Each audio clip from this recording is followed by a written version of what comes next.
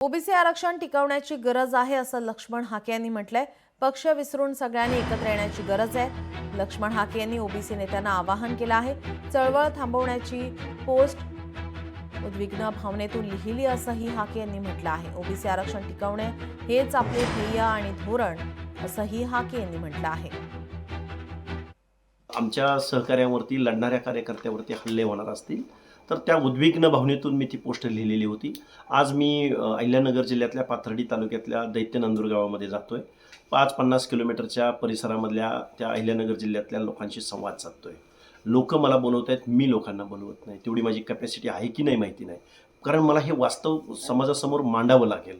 कारण ही लढाई लढत असताना शेवटी अनेक गोष्टींच्या मर्यादा आहेत। या मर्यादा भेदून खूप परखडपणे ही भूमिका महाराष्ट्रामध्ये मांडायची आणि ओबीसीचं आरक्षण टिकवायचं आहे। लोकशाही मराठी ऐका, पहा, जागरूक रहा।